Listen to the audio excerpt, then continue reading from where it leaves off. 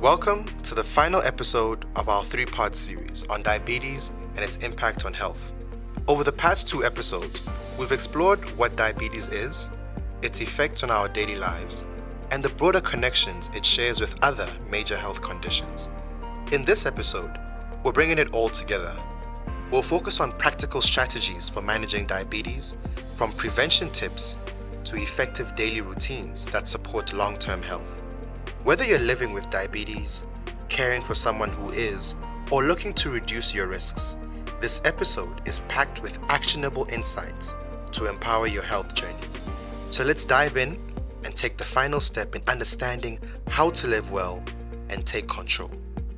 For those that already have diabetes, especially type 1s, that chronic condition, they need to learn how to manage.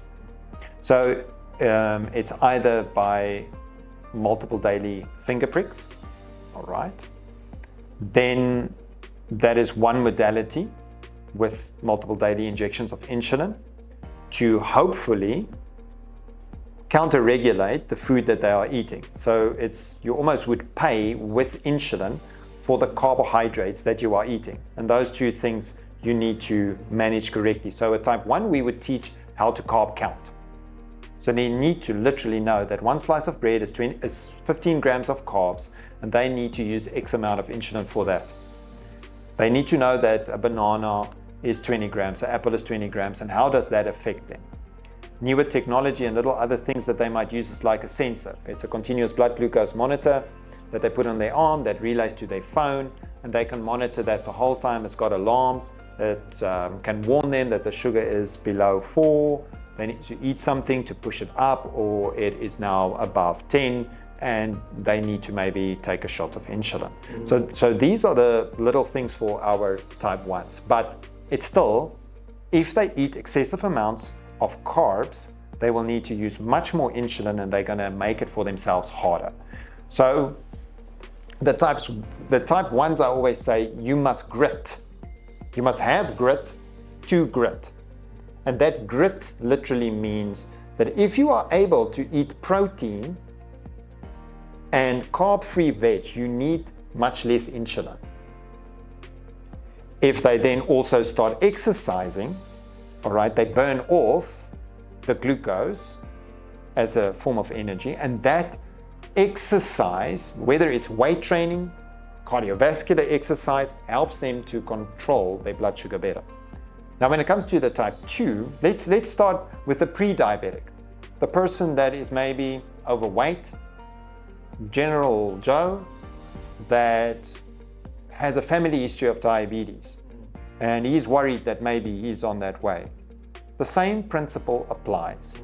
Leave the excessive amounts of refined carbohydrates that you do not need.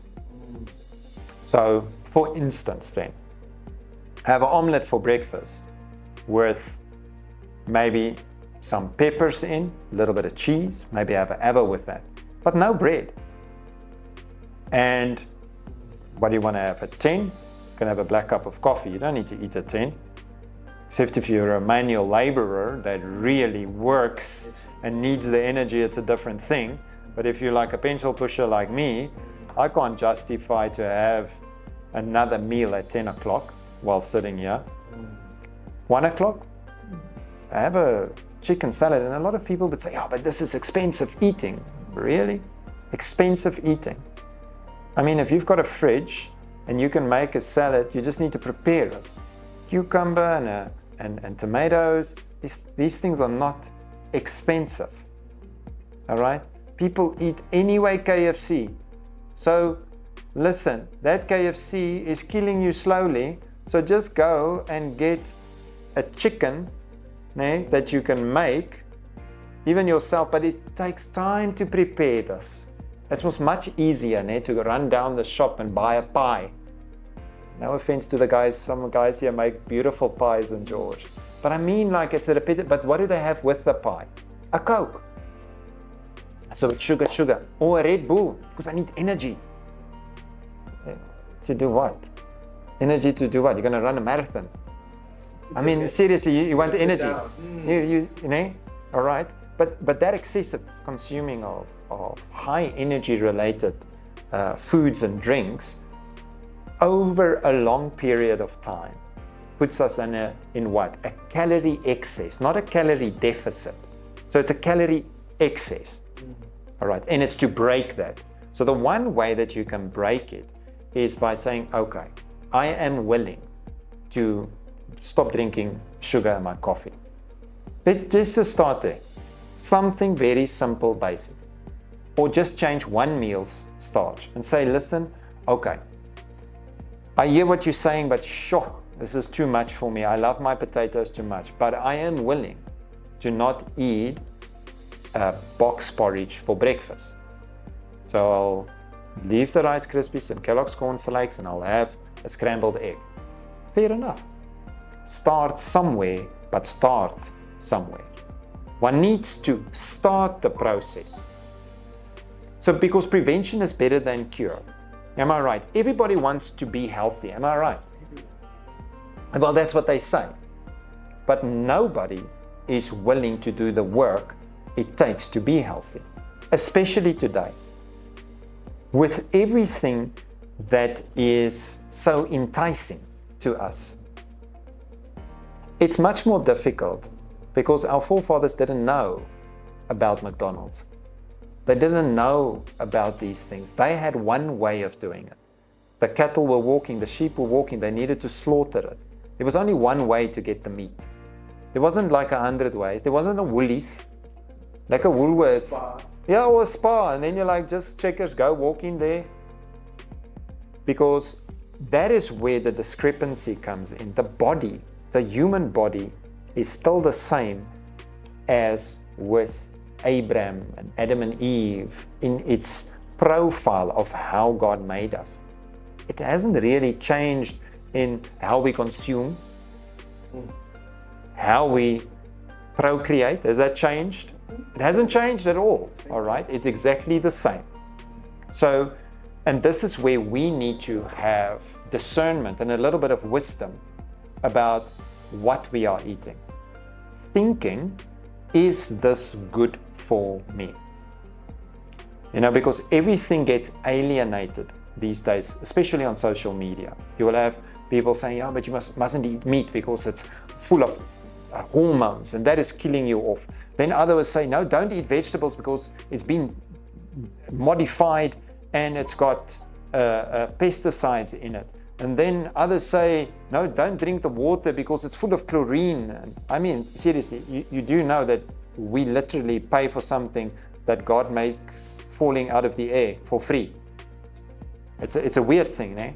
We all go and buy water to drink out of a bottle. You know, we are too scared to drink out of a river these days. Just ask your kids if they would want to drink out of the river. I say, no, I want the bottled water. This is how disconnected we've become. And that's where the normal has shifted. Then exercise. So for something to be worthwhile, you need to do it consistently and regularly. So research shows that at least 4 times a week will have an impact of physical activity of a minimum of 45 minutes. Now, there was a paper released now that said that if you do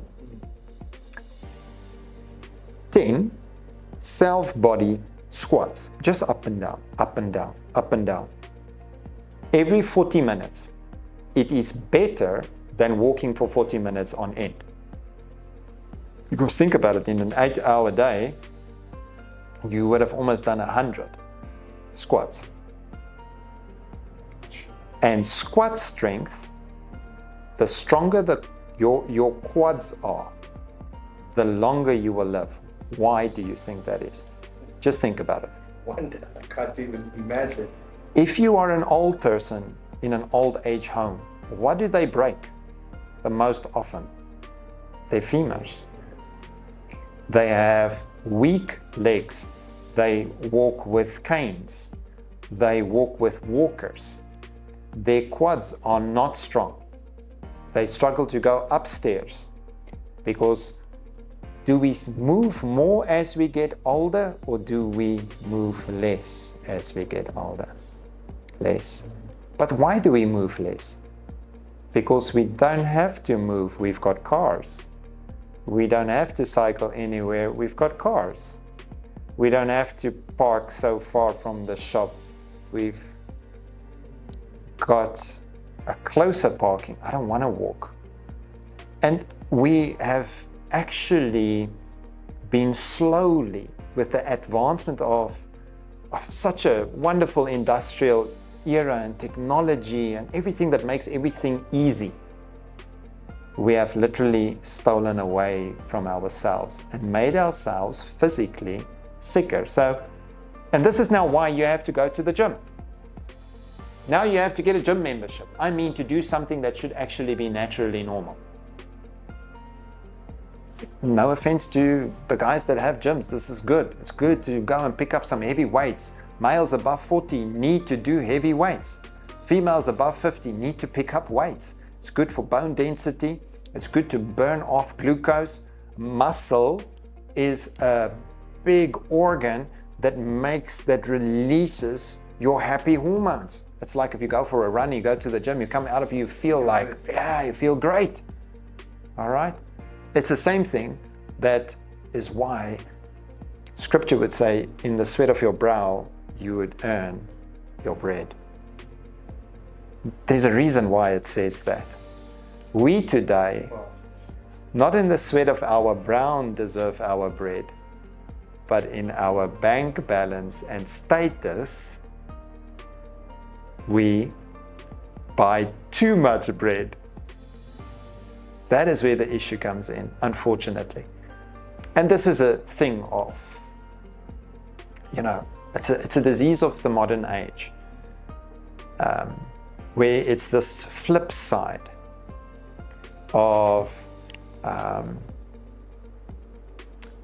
choosing an easy path, then getting there, getting the disease, getting the entity, using medication, never doing the lifestyle change, keeping on the medication, drinking that medication, but never changing the thing that precipitated that underlying condition, especially in type 2 diabetes. And that is why if you go on a very low carb diet and you diagnose as a type 2 diabetic in the early stages of the condition, you can reverse it and get off your medication. But research says you need to lose 15% of your body mass. Not muscle mass, fat mass. That's visceral fat. This is the fat that is lying under the organs. Die bierpens, soos hulle sê in Afrikaans. That visceral fat, that is where the issue is. And if we can reduce that by 15%, you can reverse your type 2 diabetes if your pancreas still produces enough insulin. Yeah. This is the most important thing. Patients need to learn what is good and what is not. For them as individuals, how to adjust the insulin, how to manage the condition, making better food choices, because there is so much misinformation out there. Does medication change your relationship with food? We are not proactive. We are always reactive. And the idea is that we must become proactive. Good, sir. I appreciate it. Thank you so much. With pleasure. That concludes our 3-part series on diabetes and its impact on health. We've journeyed through the basics of diabetes, uncovered its broader connections, and today focused on actionable steps for prevention and management. Remember, diabetes doesn't define you. How you respond to it does. With the right knowledge, intentional lifestyle choices, and support, you have the power to lead a healthier, more fulfilling life. Thank you for joining us on this journey. Stay proactive, stay informed, and continue taking those small but powerful steps towards a healthier future.